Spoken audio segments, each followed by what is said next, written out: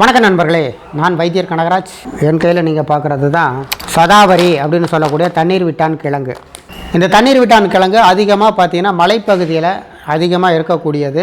இது பூமிக்கு கீழே இருக்கக்கூடிய கிழங்கு தான் பார்த்திங்கன்னா இப்போ நம்ம எடுத்து பார்க்கக்கூடிய இந்த தண்ணீர் விட்டான் கிழங்கு. இதை சதாவரி அப்படின்னு சொல்லுவாங்க. இது எதுக்கு பயன்படுது அப்படின்னா, ஆண்களுக்கும் பயன்படுது, பெண்களுக்கும் பயன்படுது.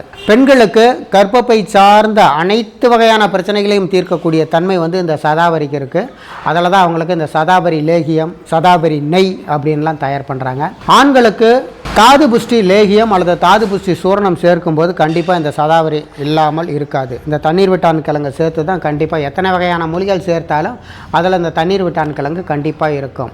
அப்படிப்பட்ட ஒரு சிறப்பான மூலிகை தான் இந்த தண்ணீர் விட்டான் நெய் அப்படின்னு இருக்குது. இந்த தண்ணீர் விட்டான் நெய் உடல் சூட்டை குறைக்கக்கூடியது. இது ஆயுர்வேத மருந்து கடையில் கண்டிப்பாக கிடைக்கும். தண்ணீர் விட்டான் நெய் அப்படின்றது சதாவரி நெய் அப்படின்னு கிடைக்கும். அது ஆண்குறி சார்ந்த பிரச்சனை அல்லது பெண்களுக்கு இந்த யூரினரி ட்ராக் சார்ந்த பிரச்சனை இருக்கும்போது இந்த சதாவரி நெய் அவங்க காலையில் சாயந்தரம் ஒரு சுடு பாலில் ஒரு அரை டீஸ்பூன் அளவுக்கு கலந்து குடிக்கலாம், அல்லது சாதாரணமாக அந்த நெய்யை சாப்பிட்டுட்டு பால் குடிக்கலாம். அது மாதிரி குடிச்சிட்டு வந்தாங்க அப்படின்னா அவங்களுக்கு அந்த யூரினரி ட்ராக் இன்ஃபெக்ஷன் எதுவாக இருந்தாலும் சரி, அந்த நீர்த்தார எரிச்சல், யூரின் போகும்போது கடும் எரிச்சலாக இருக்கும். அப்படி இருக்கிறவங்கலாம் இந்த சதாவரி நெய் சாப்பிட்டாங்க அப்படின்னா நல்ல பலனை கொடுக்கும். இதை எல்லோரும் பயன்படுத்தி பலனடையுங்கள். நன்றி, வணக்கம்.